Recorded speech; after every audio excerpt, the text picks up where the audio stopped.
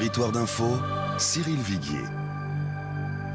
Bonjour à tous et bienvenue dans notre matinale d'info avec la presse quotidienne régionale. Aujourd'hui, notre invité, c'est un sénateur. Bonjour Gaëtan Gors, vous êtes sénateur de la Nièvre et merci d'être avec nous pour cette matinale d'info. Pour vous interroger à mes côtés ce matin, c'est Véronique Jacquier de Sud Radio et Gilles Leclerc de Public Sénat. Bonjour. Bonjour. Gaëtan Gors, on attend François Hollande face aux Français. Cela fait longtemps que l'on n'a pas entendu le président de la République. Assez tôt dans le quinquennat, vous avez été critique à son égard. Vous croyez dans un sursaut ? Le président de la République peut réussir cet exercice ? Malheureusement non. Je pense qu'on a manqué le virage dès 2012, c'est-à-dire qu'il fallait dire la vérité aux Français, il fallait ensuite obtenir de l'Union européenne des engagements fermes sur une relance par l'investissement qui était indispensable pour sortir de l'activité.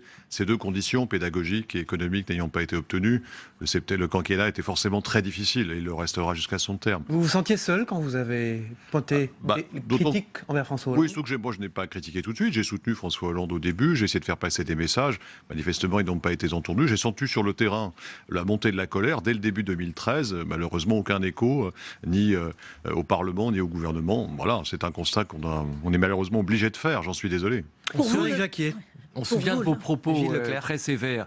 Après sa visite notamment à Carmaux, c'était en 2014, oui. Sur les terres de Jaurès. Alors, vous êtes toujours très sévère à l'égard de François Hollande.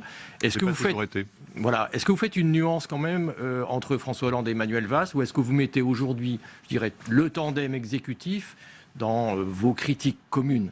Écoutez, je vous parlerai très librement, parce que je n'ai pas l'habitude de faire autrement d'ailleurs. Oui. Je pense que le reproche est plus à faire au président de la République. Et je ne parle pas de François Hollande, ce n'est pas un problème de personne, c'est les choix politiques qui ont été faits que sur Manuel Valls. Manuel Valls a une cohérence au fond. Il a dit très tôt qu'il souhaitait une gauche différente, qui soit évidemment plus tournée vers les entreprises, plus tournée vers l'Europe. Le président de la République laisse penser qu'il fait des réformes et ne les fait pas, il place le Premier ministre dans une situation impossible. Personnellement, je préfère que ces réformes telles qu'elles sont annoncées, qui ne vont pas dans le bon sens de mon point de vue, soient freinées. Mais enfin, ça crée une situation de confusion à la tête de l'État, dont on voit bien les conséquences. L'opinion publique ne comprend pas la politique qui est conduite. Mais est-ce que vous reconnaissez Manuel Valls, le Manuel Valls qui a voulu être un Premier ministre réformiste ? Vous le reconnaissez ? Manuel Valls est dans une position impossible. Je pense qu'au fond même, il faut saluer, je ne suis pas du tout proche de la politique qu'il mène, mais il faut saluer au fond sa détermination, qui est celle d'un homme d'État, d'assumer au fond ses responsabilités de Premier ministre dans des conditions qui sont particulièrement difficiles. Il n'a pas aujourd'hui des marges de manœuvre, enfin, en tout cas il n'a pas eu au début les marges de manœuvre dont il aurait eu besoin pour mener la politique qu'il estimait utile. L'émission de demain soir sur France 2, vous pensez que le président peut reprendre la main ? Vous pensez qu'un exercice télé peut le remettre en selle ? On sait qu'il se prépare pour 2017. Est-ce que vous souhaitez qu'il soit candidat en 2017 ? Est-ce que c'est un cadeau qu'il fait à la gauche ? Je crois que la question doit se poser effectivement du point de vue de la réponse qu'on peut apporter aux Français. Aujourd'hui, François Hollande a perdu la confiance des Français, c'est très net, et une partie de la gauche aussi désormais. Donc il doit en tirer les conséquences. C'est-à-dire que plus tôt il annoncera qu'il ne se représente pas, mieux cela vaudra pour la gauche. J'allais dire, c'est la même chose pour Sarkozy. À droite, on voit très clairement que l'opinion française ne veut plus ni de Sarkozy, ni de François Hollande. Il faudrait donc, si l'un et l'autre pouvaient agir dans le sens de l'intérêt de l'État et du pays, qui décide très clairement de laisser le débat s'ouvrir pour 2017 autour d'autres personnalités. Donc le souhait que je forme, aujourd'hui presque l'appel que je lance, c'est que François Hollande et Nicolas Sarkozy renoncent à être candidats à la présidentielle. Il n'y a pas de honte à considérer qu'on n'a pas finalement atteint totalement ses objectifs. Je pense que ce serait apprécié aussi par les Français de considérer qu'enfin un responsable politique agit pour des raisons qui ne sont pas personnelles, mais dans l'intérêt de l'État. Moi, je ne peux que l'inviter à le faire. Il faut tirer les conséquences d'un échec. Et c'est un échec. La gauche est divisé, le pays ne repart pas, la confiance n'est pas là, l'économie est en difficulté. Ce n'est pas pire que Sarkozy. Mais justement, quand vous faites ce parallèle, la conséquence, c'est que les Français se disent alors il ne reste plus que l'extrême droite. C'est la situation dans laquelle nous sommes aujourd'hui. C'est pour ça qu'il faut absolument aider à construire une alternative à ceux qui sont en place. Alors, alternative à ceux qui sont en place, il reste à peine un an pour construire quelque chose, parce que vous faites un peu, vous dites François Hollande, c'est pas la solution. Est-ce qu'il y a une autre solution possible ? Ce matin, il y a un sondage IFOP fiducial Sud Radio qui place nettement en tête dans des personnalités largement préférées des Français pour la gauche, c'est Emmanuel Macron qui vient de fonder son mouvement. Est-ce que ça représente un espoir pour la gauche aujourd'hui, ou c'est pas ça la solution ? Ce qu'il faut observer, c'est ce pourquoi Emmanuel Macron peut sembler représenter un espoir, parce que pour le coup, lui, il est rafraîchissant dans son approche, mais ses idées sont très vieilles. On voit bien quand même qu'elle s'appuie sur une conception, c'est le vieux libéralisme qui essaye de se manifester sous une apparence beaucoup plus enthousiasmante qu'auparavant. Mais pourquoi les Français le plébiscitent ? C'est pas tellement pour son programme, c'est parce qu'il a l'air de sortir en dehors, il a l'air hors système. système. Il n'appartient pas ou il n'appartenait pas avant à ce système, alors qu'il en est au fond très largement issu. Mais l'image qu'il a, c'est qu'il n'appartient pas au système. On voit donc bien qu'il y a un doute généralisé par rapport à ceux qui sont produits par les partis politiques, le système politique. C'est ça la question, d'où l'intérêt des primaires. Et si François Hollande devait annoncer, ce que je peux souhaiter, mais enfin on verra bien ce qui se passera, qu'il se retire de la course, les primaires pourraient avoir lieu. Tant que François Hollande fera peser l'hypothèse de sa candidature, les primaires n'auront pas lieu, parce que la confiance ne sera pas là vis-à-vis des Verts. Mais justement, Gaëtan Gors, à propos des primaires, est-ce que c'est la bonne méthode? Vous prônez depuis toujours une espèce de remobilisation des Français, des électeurs, un nouveau langage en politique. Oui. Est-ce que les primaires sont une solution? Elles traduisent la défaillance des partis. C'est clair qu'elles introduisent une compétition permanente, très personnalisée, et donc de ce point de vue, elles affaiblissent plutôt le débat politique. Mais comme les partis et le système n'est plus capable de produire des candidats qui recueillent le soutien assez large des Français, il faut donner la parole aux Français, il n'y a que les primaires qui permettent de le faire. Et à gauche, aujourd'hui, on voit bien qu'une personne ne s'impose par lui-même, il faut donc qu'une primaire permette de dégager une légitimité à celui qui pourrait être le candidat. Donc en soi, vous êtes pour une primaire? Oui, je suis effectivement pour une primaire, ça me paraît pas... C'est sans doute la pire des solutions, mais comme disait l'autre, Alex. Mais toujours sans François Hollande pour donner toutes ses chances à la gauche d'avoir un candidat au second tour. Le problème, vous l'avez bien compris, c'est que si François Hollande est candidat, le Parti communiste, les Verts et d'autres ne participeront pas. Bien sûr, le problème, c'est François Hollande.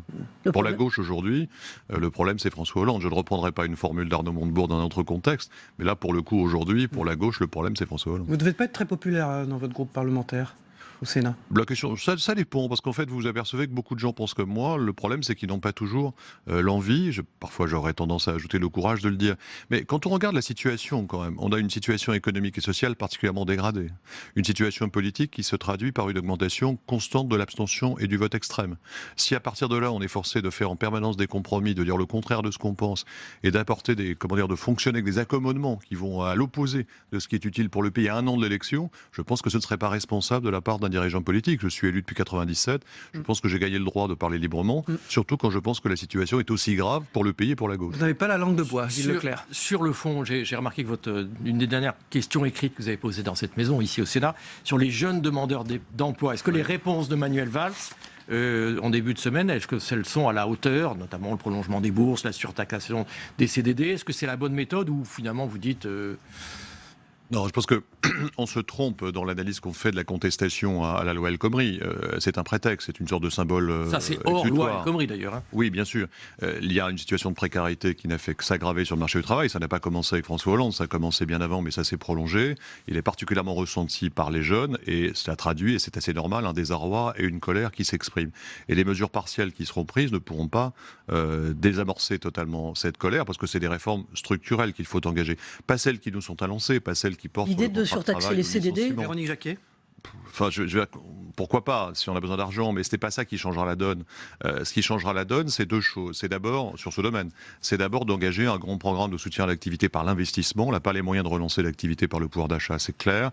On aurait dû l'engager depuis longtemps, par l'Europe si elle était d'accord, sans l'Europe si elle ne l'était pas. Je pense qu'elle l'aurait au final accepté, pour moderniser notre économie, faciliter la transition énergétique, rénover nos grandes infrastructures, ce qui permettait d'injecter de l'argent dans l'économie et de soutenir l'emploi. Et les jeunes en auraient aussi indirectement profité. Et deuxièmement, c'est faire en sorte qu'on gère les politiques de l'emploi localement, parce qu'aujourd'hui, la politique de l'emploi est menée à une échelle nationale, de manière très vague, à partir de dispositifs qui sont décidés dans les cabinets ministériels, qui ne correspondent pas aux besoins du terrain. Et puis on pourrait dire qu'il y a une troisième mesure à prendre, qui serait de réserver les baisses de charges aux petites entreprises, pour progressivement les supprimer aux grandes, et ne les maintenir que pour les emplois qualifiés. C'est-à-dire, il faut inciter les grandes entreprises, qu'ils font d'ailleurs déjà pour une part, à ne financer que les emplois qui créent de la valeur ajoutée, au sens où elles reposent sur une vraie qualification. Ces trois mesures nous permettraient de relancer l'activité, d'apporter des réponses sur l'emploi. Autre chapitre ce matin dans Libération, Manuel Valls déclare « Nous devons, je le cite, être capables de faire la démonstration que l'islam est compatible avec les valeurs de la République ». C'est un discours qui vous va bien? C'est la bonne approche? Sur le principe, il me va très bien. Évidemment, l'islam doit être compatible avec les valeurs de la République et la République doit permettre... C'est ça l'enjeu? Mais ce n'est pas l'enjeu. Puisque vous me posez la question, je pense qu'il faut arrêter d'interpeller en permanence l'islam français qui en plus n'existe pas. C'est-à-dire qu'il n'y a pas de hiérarchie, il n'y a pas de structure qui prend des décisions. L'islam français, ce sont des centaines de milliers de personnes qui, sur le terrain, vivent leur foi d'une manière très différente d'ailleurs, plus ou moins intense. Arrêtons de mettre en permanence le doigt sur l'islam. Il y a évidemment un gros enjeu par rapport à la radicalisation de certains groupes, à certaines formes de réflexion comme le salafisme, menant une action concrète par rapport à cela. Mais cessons de poser... de mosquées, par exemple, salafistes. Je ne suis pas sûr que ce soit il faut regarder quelles sont les déclarations qui sont faites. Si elles sont un appel au meurtre, au désordre public, c'est évidemment logique de le faire, c'est même absolument indispensable. Mais à force de poser le problème dans un rapport entre la République et l'islam, on renforce cette idée que l'islam n'est pas compatible. Et regardez les sondages, les Français tirent les conclusions des débats politiques qu'ils entendent, selon lesquels, très majoritairement aux 3 quarts, ils considèrent que l'islam n'est pas compatible avec la République, alors que chaque musulman qui vit en France fait la démonstration chaque jour que justement il vit dans l'esprit de la République. Donc on voit bien que le débat politique est complètement déconnecté. Ce n'est pas ça le sujet. Le vrai sujet, c'est les problèmes d'intégration dans les banlieues, le travail qu'on doit mener pour favoriser l'insertion de celles et ceux qui ont du mal à trouver leur place dans la société. La question religieuse doit être traitée différemment et à part. Est-ce que le gouvernement est connecté quand ce matin est dévoilé le projet de loi pour l'égalité réelle et qu'on parle de durcir les sanctions contre les injures raciales et discriminatoires, justement? Est-ce que là, c'est une priorité? Non, mais il y a évidemment dans ce pays des discriminations, il y a une forme de racisme latent qui s'exprime et c'est normal de le sanctionner. Ce dont je ne suis pas sûr, c'est que, me semble-t-il, ce dont je ne suis pas sûr, c'est que ce soit le débat en soi. Je pense que nous avons une société qui va très mal depuis de nombreuses années. Si vous prenez l'exemple du chômage, il n'est pas descendu en dessous de 2 millions de personnes depuis 1982. Après, on s'étonne que la société soit déchirée, soit divisée, que toutes les occasions soient bonnes pour opposer les Français les uns aux autres ou les Français à ceux qui veulent s'installer en France. Est évident que travailler par un malaise de cette sorte, un chômage élevé, la société ne peut pas bien réagir. C'est d'ailleurs assez spectaculaire qu'elle ait tenu aussi longtemps sans nourrir autant d'éléments empoisonnés, comme le racisme, la montée des extrêmes, etc. Je pense que la société française a plutôt bien résisté, mais elle n'en peut plus. Et le problème d'ailleurs auquel nous sommes confrontés à gauche, et je l'avais dit au président de la République quand j'étais allé le voir à la fin 2012, c'est que au fond, nous n'avons pas absorbé les effets de la crise de 90 sur la question du chômage. C'est-à-dire que la crise de 90 a provoqué un chômage de masse qui n'a été que très partiellement résorbé. Et la crise de 2008 est venue rajouter une deuxième couche d'inégalité, de précarité et de chômage. Et c'est cette situation qui crée l'impossibilité aujourd'hui de la société de se réunir. Dans d'autres pays, le chômage était faible quand la crise a éclaté en 2008, et donc on peut absorber ce phénomène beaucoup plus facilement. Nous avons accumulé des situations de précarité et de chômage qui rendent aujourd'hui la situation beaucoup plus explosive. Gilles Leclerc. J'en reviens au contexte attentat, terrorisme. Je rappelle que vous êtes membre de la CNIL, la Commission nationale informatique et liberté. Vous avez rédigé un rapport sur la protection des données personnelles. Vous vous sentez bien, vous, Gaëtan Gors, socialiste, avec l'état d'urgence, avec le prolongement de l'état d'urgence? Ça, c'est autre chose, dans la mesure où on ne peut pas badiner avec la sécurité. Donc le gouvernement ait voulu prendre des initiatives fermes en la matière, et voulu mobiliser tout de suite l'ensemble des moyens, on ne peut pas le lui reprocher. La question, c'est de savoir si on doit continuer. On voit bien aujourd'hui qu'on est à la limite. Est-ce qu'il va être encore prolongé jusqu'à l'euro, même au-delà? Aujourd'hui, son efficacité n'est pas démontrée. Je pense qu'on peut agir contre le terrorisme sans mobiliser ses moyens. Véronique Jacquier, rapidement. Vous nous avez dit pendant toute l'interview que le gouvernement se portait mal, que la gauche se portait mal. Ce matin, le Parti socialiste lance sa belle alliance populaire, alliance avec les petits partis, et avec des personnalités de la société civile. Est-ce que c'est un enterrement de première classe désormais pour le PS? On a l'impression que c'est un comateux qu'on n'arrive pas à réanimer. Le Parti socialiste. La question, il faudrait la poser aux dirigeants socialistes qui se livrent à ces simulacres et à ces mascarades. Moi, je ne participe plus d'ailleurs aux instances du Parti socialiste, tellement je suis désespéré de voir la façon dont on n'aborde pas les sujets. Donc là, on voit bien qu'on essaie de faire des replâtrages, trouver des solutions médiatiques. Il faut s'adresser aux Français, leur apporter des réponses. Il faut mettre aussi en cause celles et ceux qui sont toujours responsables pour une part de cette situation, c'est-à-dire une forme de classe dirigeante qui a totalement oublié ce qu'était le pays réel, qui s'en est éloigné de plus en plus et à laquelle la gauche, pour une part, une fois qu'elle est au gouvernement, c'est identifié. Les Français le ressentent de cette manière. Quand je vois la façon dont le gouvernement parle des territoires ruraux, des départements comme le mien, comme la Nièvre, des problèmes que rencontrent les gens, je me dis que ce n'est pas la gauche qui parle, mais je me dis en revanche que c'est bien d'une certaine façon de voir la société française qui appartient à certaines élites qui ont totalement perdu. Vous n'avez pas encore la tentation de tout simplement déchirer votre carte, parce qu'effectivement vous n'êtes pas langue de bois ce matin. Je suis socialiste. J'ai adhéré au Parti socialiste à 16 ans. Et si vous me demandez ce que c'est que le socialisme, je vous dirais pour moi ma définition, c'est-à-dire organiser la société autour des valeurs de démocratie et de justice. Je reste socialiste. Le problème, c'est que ceux qui dirigent ce parti le sont de moins en moins. Et ce n'est pas une raison pour moi de renoncer à ce qui me définit politiquement depuis toujours. Gaëtan Gors, Gilles Leclerc, rappelez que vous êtes membre de la CNIL, vous êtes aussi membre de la Commission des Affaires étrangères et de la Défense au Sénat. On a appris des informations du Monde, par Le Monde hier soir, que la DGSE aurait surveillé Thierry Solère. Est-ce que ça vous paraît plausible ? Et est-ce que c'est quelque chose qui peut interpeller le membre de la Commission Défense nationale et Affaires étrangères du Sénat ? Naturellement, la privatisation des moyens de l'État est quelque chose qui ne peut que choquer. C'est un phénomène qu'on a malheureusement beaucoup connu sous le quinquennat de M. Sarkozy. C'est pour ça que je disais que ce serait faire œuvre de salubrité publique que François Hollande et Nicolas Sarkozy, pour des raisons différentes, car je ne les mettrai pas sur le même plan de ce point de vue, renoncent à se présenter, parce que Nicolas Sarkozy sur cette a fait affaire la précisément. démonstration. Oui, cette affaire Ce sont des militaires, la DGSE. Il faut faire les preuves maintenant. Moi, malheureusement, je ne serais pas surpris, vu tout ce qu'on a pu voir pendant ce quinquennat. Ce dont les Français, d'ailleurs, aujourd'hui, y compris de droite, sont conscients. Ils ne veulent plus revoir ce type de méthode et de pratique.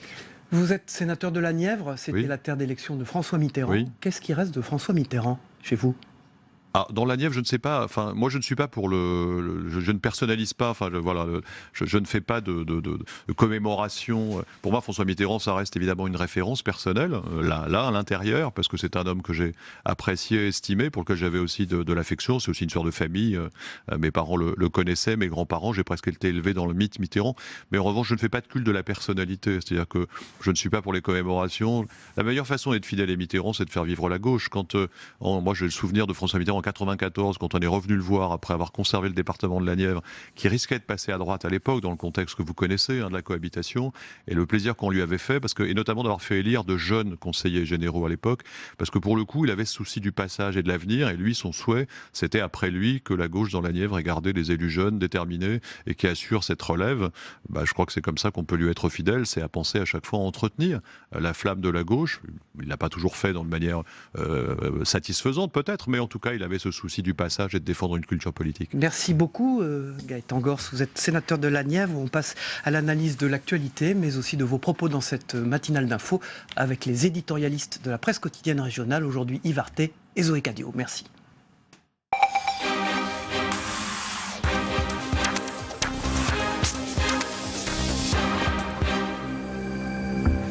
Voilà, aujourd'hui, effectivement, j'accueille Zoé Cadio du Midi Libre et de l'Indépendant. Bonjour Zoé. Et un nouveau venu sur ce plateau, qu'on a beaucoup de plaisir à recevoir, Yves Arté du journal Sud-Ouest, qui est prix Albert Londres en 1990. Merci Yves Arté d'être avec nous. On démarre ce débrief, comme on dit, des propos à la fois de Gaëtan Gors et de l'actualité, avec Manuel Valls. Stratégie politique ou conviction, ou les deux. Il a dit dans une interview à Libération que nous soyons capables de faire la démonstration que l'islam est compatible avec la République, c'est mon pari. Zoé Cadio. Oui, c'est son pari. Il parle beaucoup d'islam, Monsieur Valls, et dans des propos toujours un peu surprenants. Par exemple, il a dit, je ne sais pas si vous vous souvenez, mais il a dit qu'on assistait à une radicalisation de l'islam de France. Avec 1% le salafisme allait justement imprégner la société française. Ce qui est très amusant, c'est que de la part de la ministre de l'Intérieur, il parle d'islam de France. Alors, comme le rappelait Gaëtan Gors, il n'y a pas d'islam de France aujourd'hui en France. Il n'y a pas d'organisation de l'islam. Il n'y a pas véritablement... Il y a des islams. Il y a des islams avec différentes tendances. Et... voilà, donc réussir l'islam de France, oui, c'est une chose réelle, parce qu'il ne faut pas l'oublier, mais l'islam est aujourd'hui la deuxième religion en France. Le Premier ministre est à Vaux-en-Velin, Yves Arté, aujourd'hui, pour son combat pour la reconquête des territoires, au fond. Oui, c'est assez symbolique d'ailleurs qu'il soit à Vaux-en-Velin, puisque c'est à Vaux-en-Velin qu'en 1991 ont débuté des émeutes qui ont donné lieu à deux choses qui sont devenues ensuite des choses récurrentes dans la société française. Premièrement, la grande fracture qui existe entre ces territoires-là, et deuxièmement, l'émergence de ce qu'on avait commencé à voir, à l'époque j'étais sur le terrain, je m'en souviens très bien, quelque chose qu'on commençait à voir, qui était justement l'émergence d'un islam très curieux, qui ne s'apparentait absolument pas à l'islam qu'on appelait ensuite islam des darons, et qui est devenu cet islam que montre du doigt Manuel Valls. Ce qu'il faudrait rappeler, c'est une grande injustice qui est faite à cet islam-là, parce que ce qui est vrai, c'est que 2% à peu près, ou même 1% peut-être, d'une population musulmane est en train de mettre en porte-à-faux l'ensemble des autres. C'est une bataille idéologique, c'est une bataille culturelle, c'est une bataille politique qui va culturelle, vous avez dit le mot. C'est une bataille culturelle parce qu'on ne peut pas comprendre ce qui se passe aujourd'hui avec l'islam en France si on ne comprend pas dans quel terreau culturel il baigne. Et ce terreau culturel-là peut donner parfois, mais hélas maintenant de plus en plus de manière plus cruelle, à certaines déviances. C'est une bataille culturelle, mais c'est devenu aussi une bataille politique quand on voit que l'islam aujourd'hui est un enjeu pour les différents partis de droite et de l'extrême droite. On passe à un sondage IFOP fiducial pour Sud Radio et Paris Match. Hier soir, Emmanuel Macron est largement préféré. 69% des personnes interrogées le préfèrent. Alors on va vers un problème, Yves Arté, un problème Macron à gauche. Je ne sais pas s'il y a un problème à Macron, mais il y a un problème à gauche, ça c'est sûr. Commençons par là déjà. Ce que disait Gaëtan Gors, c'est juste à l'instant, est quand même extrêmement symptomatique de ce qui se passe. Il y a effectivement une atomisation des perceptions de ce que peut être la gauche. Se contenter de dire je suis de gauche parce que je suis pour l'ensemble démocratique et citoyen, alors dans ce cas, la gauche peut être étendue dans des limites extrêmement vastes. Or, je pense que tout le problème, c'est qu'il manque simplement, non pas une idée, mais il manque un personnage à gauche. Alors, Gaëtan Gors, qui était notre invité ce matin dans cette matinale d'info, sénateur de la Nièvre, il pense, lui, que c'est une gauche qui déçoit, au fond, Zoé Cadio. Il dit que c'était une gauche qui déçoit, il dit surtout que François Hollande est le problème. C'est assez violent comme propos. Il n'est pas langue de bois, d'ailleurs. Il n'est pas langue de bois, mais enfin, allé, comme on dit souvent à l'Élysée, s'il vient de casser la baraque, mais il faut faire attention de ne pas être en dessous. Vous voyez ce que je veux dire? François Hollande et Manuel Valls dans le même pot, Yvarté? Non. J'ai pas l'impression. Manifestement, il a une toute petite préférence que l'on perçoit derrière l'élément de langage. Non, c'est d'ailleurs très amusant, hein, parce qu'il dit qu'il est de gauche. Dans tous les propos qu'il a tenus ce matin, je dirais qu'il est même assez macroniste, assez Macron-compatible. Hein. Il semblerait dans ses propositions qu'il a fait notamment pour redresser la France. Et donc, c'est surprenant. Et pour revenir au succès d'Emmanuel Macron, c'est pas surprenant quand on voit un petit peu les aspirations aujourd'hui de la société française, qu'ils veulent d'autres hommes politiques et qu'ils veulent aussi un autre mouvement. On le voit, une manière de faire de la politique. On le voit avec le succès des mouvements comme Nuit debout. 69% des personnes interrogées préfèrent Macron, 25% seulement François Hollande et 34% Manuel Valls. Non, mais le grand paradoxe auquel on risque d'assister, c'est qu'en fait, il va y avoir un renversement. Il est possible qu'il y ait un renversement des valeurs. Imaginons une seconde qu'il puisse y avoir un duel Juppé-Macron. Après tout ça, c'est pas impossible sur le papier. On va se retrouver avec des personnes qui étaient d'une famille de droite, qui voteraient Macron pour son libéralisme, et des familles qui étaient plutôt de gauche et qui voteraient Juppé pour, grosso modo, son libéral socialisme. On passe à l'Église catholique qui s'engage à mieux écouter les victimes, Zoé Cadio. Est-ce que c'est une forme d'aveu qu'ils n'en ont pas fait assez? C'est une forme d'aveu, puis c'est aussi le résultat de plusieurs maladresses de ces derniers temps par rapport à ce sujet-là. Quand on a vu aussi l'évêque de l'Oise qui disait, par exemple, qu'il ne savait pas si la pédophilie était un péché, ça a quand même pas mal surpris dans les chaumières. Quid du cardinal Barbarin Yvarté, dont on demande de plus en plus la mise à l'écart, au fond? Quid du cardinal? Le cardinal, ce n'est que le symbole, d'une certaine manière, d'une très tardive prise de conscience de l'Église de France par rapport à ça. Le drame, c'est que ce qui vient de se produire hier est essentiel et devait être fait. Le problème, il aurait dû être fait il y a beaucoup plus de temps, parce qu'il est absolument impossible que l'on se trouve avec des déclarations qui sont des déclarations, en étant gentil, on peut dire maladroites. Tellement décalé. Tellement décalé par rapport à la situation de dignitaires de l'Église catholique, qui au fond d'eux, naturellement, ne peuvent que de regretter et que condamner. Mais ils l'ont fait avec une telle maladresse que c'est absolument impossible de revenir en arrière aujourd'hui. Un sujet qui vient dans l'actualité aussi ce matin, c'est Thierry Solaire, qui aurait été écouté par la DGSE. C'est plausible, ça, que les militaires se livrent à ce type de choses. Finalement, on finit toujours par découvrir ce qui s'est passé, Zoé Cadio. Alors, on découvre toujours, mais enfin, ce qui est très surprenant, c'est comme vous le soulignez, c'est que ce sont des écoutes qui auraient été organisées par la DGSE, qui normalement ne s'occupe pas de la surveillance du territoire, mais plutôt de l'extérieur. Donc, est-ce que c'est crédible? Rien n'est impossible, je voudrais le dire, mais tout de suite tomber dans la théorie du complot, c'est un pas qu'il est difficile à faire. Bon, il est vrai aussi que Thierry Solaire était à l'époque exclu de l'UMP, qu'il était en candidat direct avec un ministère de l'Intérieur, donc pourquoi pas? La une de l'Indépendant qu'on a vu derrière vous d'ailleurs, pendant que vous parliez aujourd'hui. Alors justement, c'est la une par rapport à l'ours. Alors c'est marrant parce que c'est aujourd'hui aussi où sort le film Le Livre de la Jungle avec Balou. Là, c'est une manière un peu plus marrante. À vrai dire, le papa, l'ours Balou est mort il y a à peu près en 2014 et il a réussi à avoir un petit avant. Donc c'est et la dépénalisation du cannabis aussi. Et la dépénalisation. Et aujourd'hui, c'est un énorme problème dans le département, surtout c'est un département limitrophe avec l'Espagne et des problèmes de trafic énormes entre les deux pays. Sud-Ouest, Yvarté, aujourd'hui, il bouscule brusque Auguste mis à pied. Oui, mais ça, c'est la une qui est très certainement la une destinée au Pays Basque. La une générale, c'est consacrée davantage à Ségolène Royal et le duel à distance qui l'oppose à Alain Rousset, qui ne manquera pas d'avoir quelques rebondissements dans les semaines qui viennent. D'ailleurs, le 20 mai, nous serons avec vous, avec Sud-Ouest et le groupe La Montagne en Aquitaine, dans cette région, avec autour d'Alain Rousset. Merci Yvarté d'être venu sur ce plateau ce matin. Merci Zoé Cadio. On se retrouve demain pour une nouvelle matinale d'infos. Bonne journée à tous.